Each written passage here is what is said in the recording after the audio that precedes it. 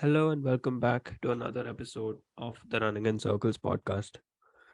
Apologies for the bad voice today, just down with a little cold, but that shouldn't be a problem in terms of the content that is about to come up. So, in today's episode, we're going to be talking about what it is like to be young in today's world and the feeling in general of being young, dumb, and broke. Joining me in this episode are two people who I'm sure you guys are familiar with. One person likes to talk about a lot of anecdotes and analogies and stuff like that. Please welcome on the show, Manan. Hi Pallav, glad to be back here for season three, third time in a row. Third time's a Yeah, charm, I guess. So I'm hoping this is going to be fun. absolutely. Also on the show, we have a repeated guest in Pranav. Yeah, I unfortunately I don't really have any analogies, but it's always nice to be back. I think this is my fourth time. I've got that one on you, Manan. Eat that. It's not a competition. Uh, Oh, but but I'm going to make it fun now. this is the third time on my show, and there is one step ahead. So now it's gonna get into Manan's head. Yeah, I guess this is part and parcel of being young, where you're like, no, I need to beat I this. need to do one better. And this is definitely a dumb thing to do, this competition. So Dumb thing to think about, see, yeah. we are already into the topic now. Yeah, we're already in the topic, but let's start with what do you think of like being young in today's world is like, starting with you, Manan. I think these are being young. I think in any point in world is a complicated space to be in. You're coming out of your teenage years, and you're stepping into being an actual adult. Hmm. So you're trying to get the college out of you and actually learn what it is to be an adult, the boring responsibilities that come along with that. And not only like from a personal perspective, in today's world, there are a lot of things which affect the young generation of the youth in terms Hmm. of the recent events of COVID and how that has affected us. Oh yeah, yeah. So, complicated space to be in. Hmm. What do you think, Nair? The same At the same time, I would say that it is kind of interesting. Like uh, we are young, and like we are like full of so much potential and energy. hmm. I mean, I wouldn't say that specifically in this time because of course COVID, pandemic, and like all the Hmm. negativities. But let's just like we'll get on to it in a bit. But I would say that just if you look at the technology, if you put on the lens of like where we are in terms of technology, I think we have made it Hmm. incredibly. Like I remember when I want to say like back in 2006 and 2007, Ha. my mom and my dad used to have like a big dabba phone. Hmm. It's like The Nokia like we 3110. used to. Yeah, I mean I know that it was indestructible, but at the same time, it didn't do the job. Like you used to have like a Kodak camera Ha. with like you had to put in the film. Film, yeah, You yeah. you had you had like 7 8 devices, which is basically encompassed in just one device that's your smartphone, right? Correct. So Hmm. like in the past few years while we are like growing, while we are going through college, and right now we are like either doing a master's or like we have Hmm. already started earning. I think this Hmm. is a very interesting time to be be at like our age. I wouldn't say Hmm. it's the best time, as Hmm. Manan said that Hmm. it's still a bit turbulent. Like being Hmm. young is always a bit turbulent because like if you look at the recent times, COVID, even though it's just got over, we are hearing that it the cases are still increasing in China. Hmm. Like inflation, recession going on. Like there are so many things to be worried about at the same time. Like, and Hmm. of course there are everlasting things like global warming and climate change. So it's yin and yang. Let's just say that. Absolutely.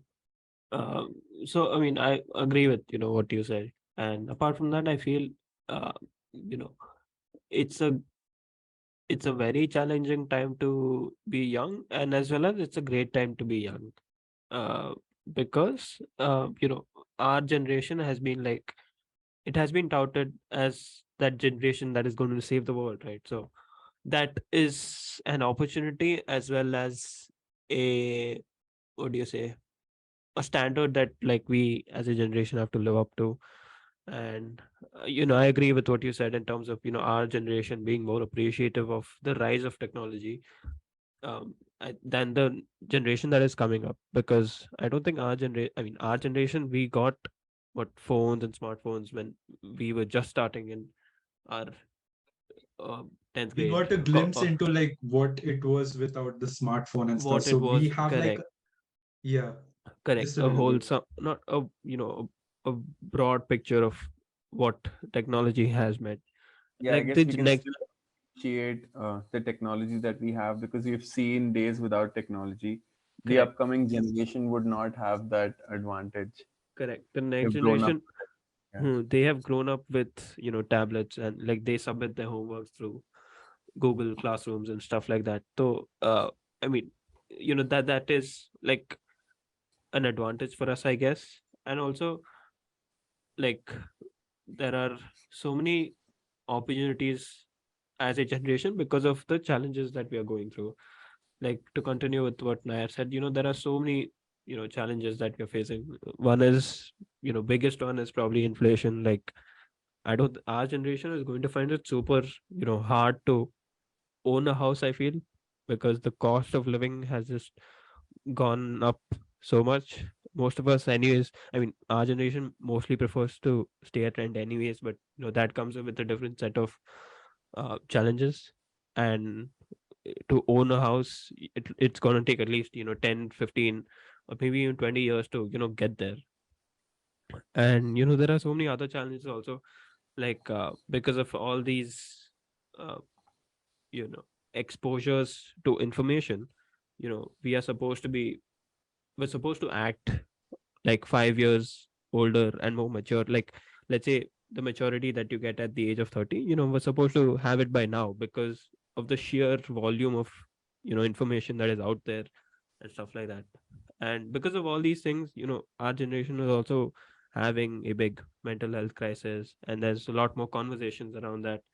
So that's also like a challenge, but again, challenge is an opportunity, right? So I think that way I feel it's a great time to be young, and to be aware of all these challenges that are out there.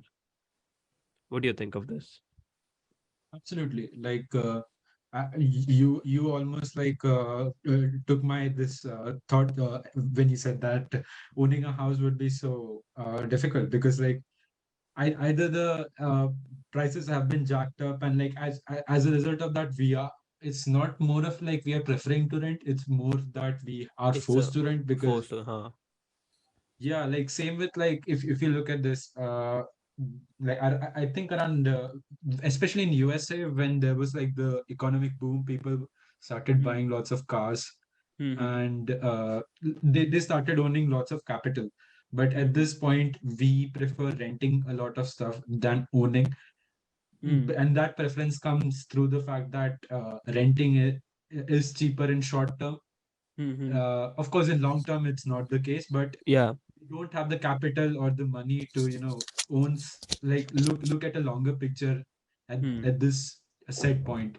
Instantaneous Hmm. decisions have to be taken, unfortunately, and as a result, we can only think about what's happening in the immediate future, and that's And why I guess as a renting. generation, we've Yeah. also grown up very differently.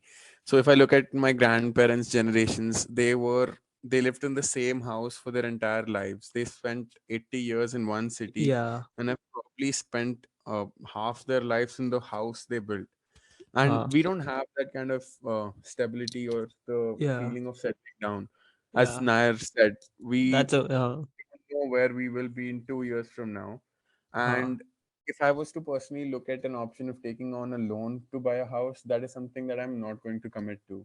So that way, I yeah. also feel like there is a huge change in perspective with the upcoming generation towards something as straightforward as Hmm. buying a house. Not straightforward, but yeah. Yeah. uh that was well said. So moving on, uh you know most of our generation has just started to work, or like they are in the early stages of their career. So how has that been like? And has it felt dumb in some ways? uh, Manan? So yeah, I mean, Me. it has felt dumb. I think dumb is going to be a vast umbrella that encompasses a lot of the feelings that we go through in our early 20s. And I think being in your early 20s is a very uh, dumb prone area because you've come out of your teenagers to society and family. You're now a full-fledged adult, and they expect you to behave like an adult. But there are Hmm. still so many things that we need to learn, so many responsibilities that we need to take up Hmm. ourselves. I mean, something as simple as filling out a bank form, right? A form in Hmm. bank, and I have to double check everything just to be sure that I'm not making a mistake there. Hmm. Being dumb at work is also another thing. So we've probably all had work experiences or are pursuing our masters and will be working soon. And that's Hmm. another space where when you're working in corporate, you're given full responsibility and ownership of the task that is like bestowed upon you. Hmm. And it's not going to be spoon fed to you. Like this is very different from what it was in school. And I cannot keep bugging my teammates for answers. There are things that I need to figure out on my own. Hmm. And that's something that again makes me feel dumb right now. Let's see what more years of experience at work is going to bring to Hmm. that feeling. Yeah. Yeah, I think, feeling dumb, it's like a never existing feeling for me, like almost every single day. There are certain instances, but like if you're asking me like on a bigger scale, then yeah, I would like to say the same things as Manan said. Like you are in this awkward space of where you are, entering adulthood, and it hasn't been like awfully long since you have left your Hmm. younger, I mean relatively younger years, like of childhood. So like Hmm.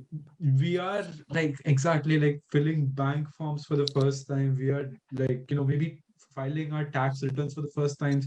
And Hmm. Yeah. if I'm being honest, like this is more of a personal thing. Maybe I sometimes feel like very frustrated while I'm filling all these forms, and Hmm. I'm always at the mercy of like my own frustration if I'm filling it right, Yeah. correctly or Exactly. incorrectly. Adulthood Hmm. is like Yeah. realizing that most of adulthood is just mundane, boring tasks that can really, really That test your act. patience. That's Yeah, all that and Exactly. is a that is mundane actually task. important also. Exactly. Yeah, so I would say that probably like us not having that adrenaline fueled like daily life, and like Hmm. trying to have that and not stable stable Monday to Friday work day, not having that is to an extent dumb. Of course, each to their own. I'm like talking about my own personal self. At the same time, like you want stability as well. So there is like never a middle ground. So like having no have when you are having it, you just feel that okay, I'm not satisfied with it, and when you don't have it, you are like yearning for it. So this sort of a mental battle that you're fighting with your own self Hmm. about what you want and what you don't want, I think that is Hmm. sort of dumb, and that is something we need to like definitely work on. Hmm. And stepping into your 20s when you're becoming an adult, it's the stakes are much higher now. So I cannot go around doing dumb mistakes or acting stupid or this is an age when we have to start acting or actually trying to get our shit together Hmm. because you want society, family, or even colleagues to be taking you seriously. So Hmm. no one wants to be a joker at this point in time. So there are like the stakes are much higher Hmm. and you cannot be dumb in dumb stew form. So I understand like we are learning things, but I feel like this is that age where we have to transition out of it and Hmm. like probably come out. So even in college, right? When we were in college, we felt dumb each day of our lives. We were looking at outliers, overachievers in our batch, and like this guy's acing it, and I'm dumb. Now that feeling of dumb has moved to a different area of our lives. So I guess we really need to come to a stage where I cannot let this affect each and every day of my life, Hmm. and that would make me a true adult one day. I'd say. Hmm. Yeah, I absolutely agree with what you said. Like, I feel dumb once at least every day. Like every time, like every time, let's say somebody asks a question, should we invest in crypto market or not? I'm like, wait, what is crypto market? And then let's say that, somebody asks a question, is blockchain going to be redundant? I'm like, okay, wait, I need to know that also now. So there's just like, again, what I said from the first set, which is as a generation, there are so many, so much information that we are exposed to, right? So we're supposed to sort of know something about each thing, right? So that is like a big challenge. And also like, because we've just started our careers, talking with senior people and sort of portraying yourself in a way that you're not from college and a little mature than that I mean, that is a learning thing. So I'm still on that journey. So yeah, that's what it's been like. But yeah, every time somebody asks a question that you have no clue what that means, you start to doubt yourself that, wait, are my questions too simple, or like, do I need to raise my standards of asking questions? So it's stuff like that. Yeah, that's totally relatable. I guess we've been exposed to so much information. There Hmm. is just too much that we should know about, Hmm. and navigating that space is fun. Yep. So to continue from what I said, as our generation being having just started their careers and having, like, let's say a next work experience of around 1 to 5 years. My question is, what has this initial earnings meant to you, and how have you handled it in terms of your financial goals, and you're taking care of the family, starting with your mother.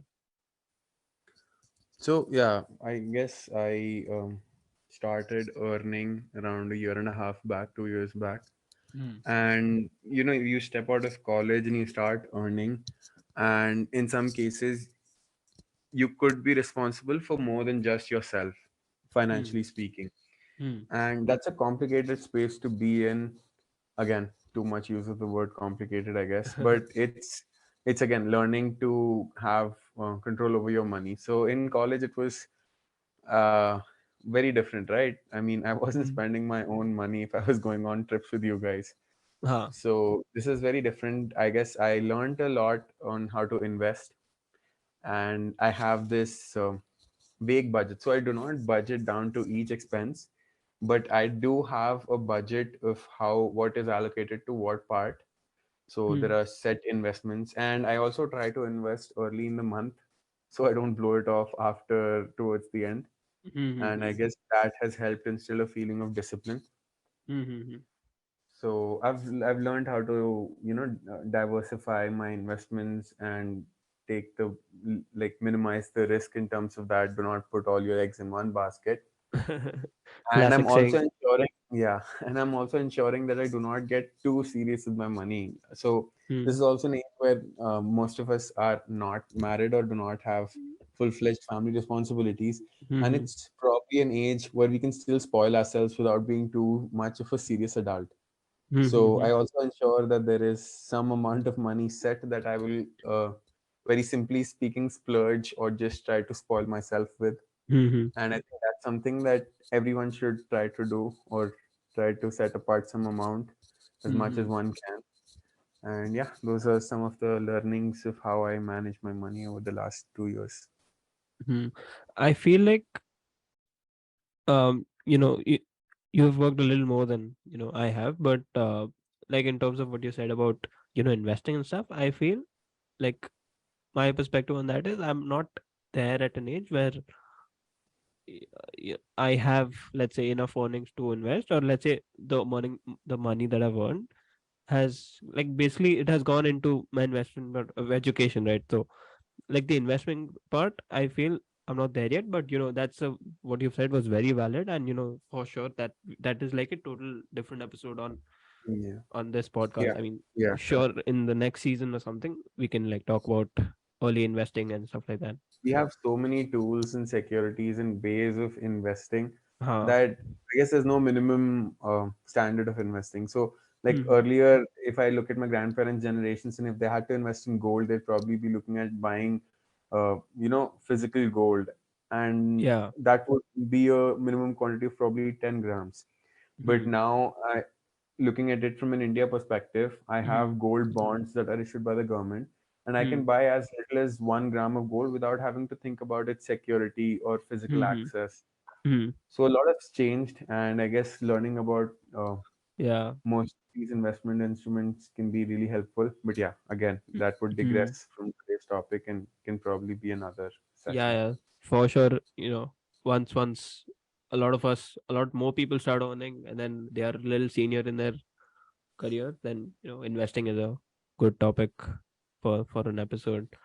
But yeah, anyways, to talk about my story, I worked for 1.5 to 2 years, and the basically the thought, and during the time I worked, my um workplace was similar to the place where I live. So I used to stay with parents, and when you stay with your parents, you don't have a lot of expenses. Uh, I mean, you do go out with your friends like once a week. So, like when we were kids, then you just go to a fast food chain, right? Because that is relatively cheaper. But now that you earn, you don't mind going to slightly more expensive places, and stuff like that. And like, so we did so yeah, that's basically that was my expense part. But majority of my earnings have basically gone into my education. And so basically net effective is like, after let's say 1 year of education, my net effective balance would like be zero. So it's like starting all over again, and that is like another Which problem. that's the thing about investing, right? Yeah. Most of us end up looking at investments in as what the pop culture portrays it as, like investing in mutual Huh. funds. Huh. But what most of us forget is that investing in something as important as education, especially in the early years of one's career, is Huh. a huge investment which has Hmm. potentially a lot of rewards later on. Huh. So yeah, So yeah, absolutely invest. I mean, I don't invest. Money isn't invested in terms of like money, it's invested in terms of education for me. And that's how that's where my money has gone. But yeah, so what's your story, Nair? Yeah, I mean, as far as investments go, I don't think I have too much to add on that topic. Like, yeah, there are certain investments that I've made personally as well, but I think uh, as like life goes on, I think I'll have more to chime in on that. But Correct. I'm like somewhat in a similar stage as I mean, I'm in a similar stage as Pallav as well, because I'm also doing my masters, and all of like my Hmm. earnings are have gone into like either the visa processing or like the payment of the fee of like my master in order to fund my masters. And yeah, I'm like at this point my net income is also zero, because yeah, like of course I think I mean, that is doing that masters is abroad is not. I think that is Yeah, a bigger topic as well. That exactly. Yeah, like I don't like we didn't um like many people take loans even for undergrad education as well as graduate education. And it takes like, I was talking to a friend, and I think it took him 3-4 years just to pay off that loan. So that is another like big concern in terms of it was. Yeah, we invest in education, but then it takes 3 years just to break even. And then once you break even, you have other, you grow up, and then you have other financial needs and other financial goals, like for example, let's say owning a house. So that again will take like 10-15 years just to get there. So like this whole cycle is like, you can imagine, right, like how big it is. yeah. It is pretty big, and like it is at this moment in time, if I'm being honest, a bit daunting. But Yeah. I do like, let's not get too much depressed into it at that point. Maybe we can just talk Yeah, yeah. about like yeah. So I I also can work soon for see this turning into a rant about how it is to do masters abroad. No, no, it's I not mean it. it's It's not just master. Even it's bachelor's education as well. There are so many people who take loans for bachelor's education, Right. Yeah. and it takes them 3 years yeah. just to pay them off after getting a job. Yeah, it is expensive, let's be Mhm. honest, but Ha I think like this is an investment that we are, making, and we are hoping that it pays off, and like we are trying our best to make sure that it does pay off. Yeah, but as far as like your initial question goes, Pallav, Mm, like yeah, I also did work for like around 14 to 16 months mm, before I did my masters, and during that time, it like I was like.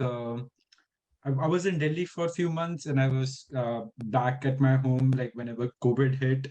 So mm, I can sort of like give two versions of like how it was like, surviving on your own at the same ha time being with your parents, which is similar to how you had it, Pallab.